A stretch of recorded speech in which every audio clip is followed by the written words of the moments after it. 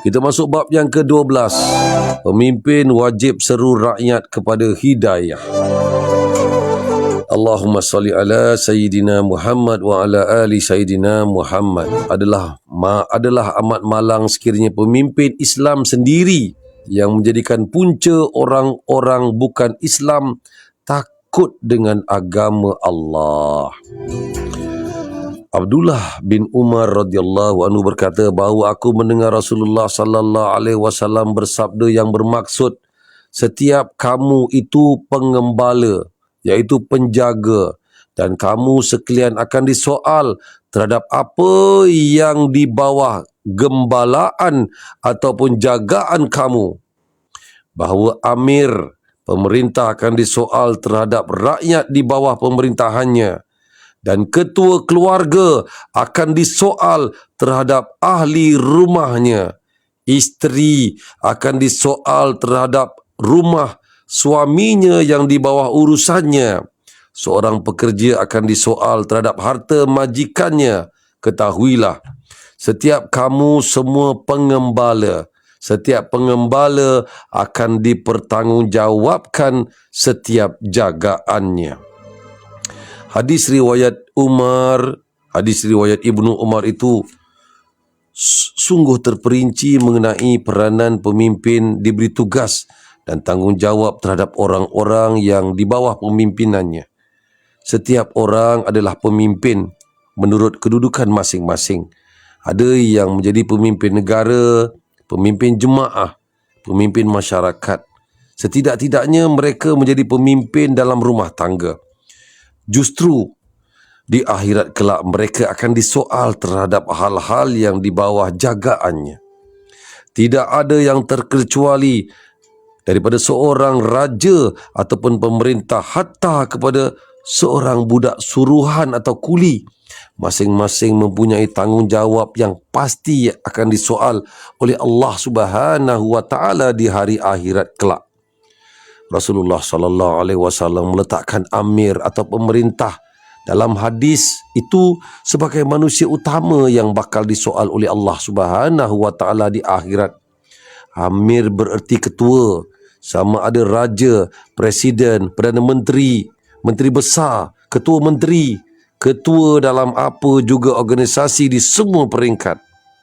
Dalam konteks negara, siapa juga yang menjadi ketua eksekutif, sama ada mereka presiden atau perdana menteri, tanggungjawab mereka adalah lebih berat daripada ketua kumpulan atau organisasi yang lain. Mereka adalah pemimpin yang dimasukkan oleh hadis Rasulullah sallallahu alaihi wasallam.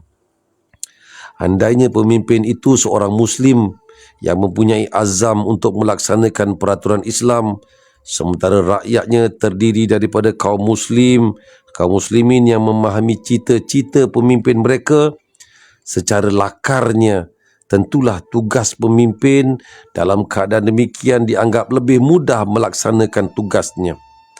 Walau bagaimanapun, sejarah tidak pernah mencatatkan kaum muslimin 100% berada di sebuah negara.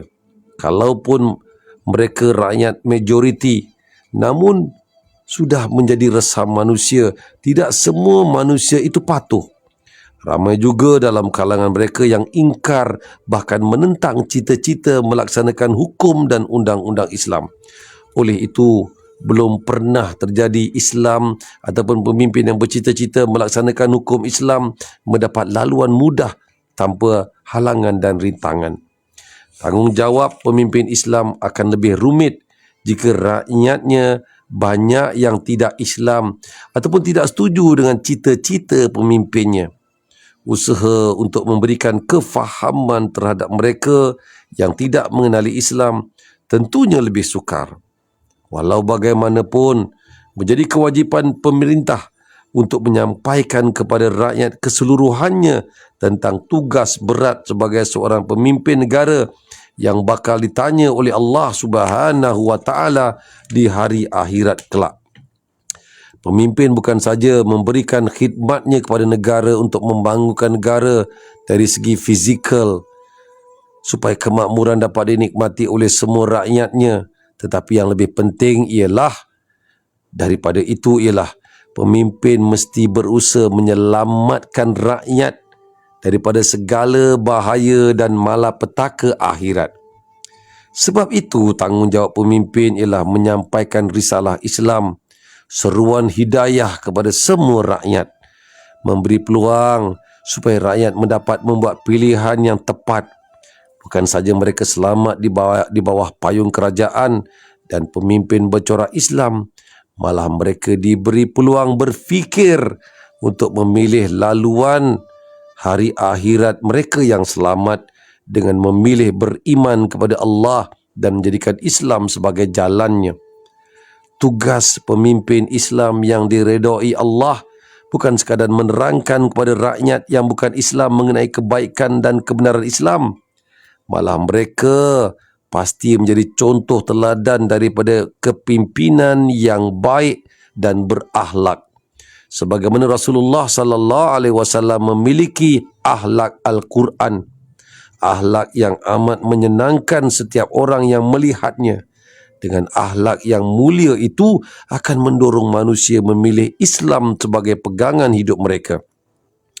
Adalah amat malang sekiranya pemimpin Islam sendiri yang menjadi punca orang-orang bukan Islam takut dengan agama Allah. Misalnya, mereka bukan saja tidak menjelaskan kebaikan dan kemuliaan Islam sebagai agama fitrah yang paling sesuai untuk kehidupan manusia. Sebaliknya, mereka mengeluarkan kenyataan-kenyataan yang menimbulkan kesangsian terhadap orang-orang bukan Islam, seperti apabila pemimpin daripada kalangan orang Islam itu sendiri mengeluarkan kata-kata sinis terhadap hukum-hukum Allah mengenai kesalahan jenayah. Ada pemimpin yang mengaku beragama Islam tetapi mempersendakan hukum hudud. Mereka sekiranya hukum rejam dijalankan, habislah batu-batu nanti tidak boleh digunakan untuk membina jalan raya. Kata-kata seperti ini menduka citakan. Bukan saja mengabarkan pemimpin itu tidak senang terhadap hukum Allah, tetapi juga menutup ruang kepada rakyat yang bukan Islam untuk mendekati Islam. Di akhirat kelak, pemimpin yang mempunyai pendirian begitu sudah pasti akan menghadapi kesulitan menjawab soalan-soalan yang dikemukakan oleh Allah Subhanahu wa taala kepada mereka. Sesungguhnya mereka sama sekali tidak berhasrat dan tidak berusaha mengembangkan ajaran Islam supaya diterima oleh rakyat sesebuah negara di bawah pemerintahannya. Sebaliknya, mereka pula yang turut menaburkan bibit-bibit fitnah hingga orang bukan Islam tumpul keinginan untuk mendekati Islam. Manusia sebagai khalifah Allah di muka bumi tidak dapat lari dari bertanggungjawab mengajak manusia supaya beriman kepada Allah Subhanahu wa taala dan Rasulnya serta beriman dengan Al-Quran agar manusia dapat menerima nikmat yang paling agung telah dikurniakan oleh Allah Subhanahu wa taala, iaitu mukjizat Al-Quran itu sendiri. Al-Quran memberikan berbagai-bagai panduan dan ajaran yang menyelamatkan mereka di dunia dan lebih-lebih lagi di akhirat. Islam melarang menggunakan kekerasan bagi memaksa manusia memeluknya. Sebaliknya, seorang pemimpin yang berdiri atas dasar takwa akan sentiasa berusaha supaya kurnia Allah yang agung itu ialah cahaya hidayah sewajarnya digunakan untuk menjadi obor bagi menerangi rakyat. Semoga mereka bernaung di bawah cahaya iman.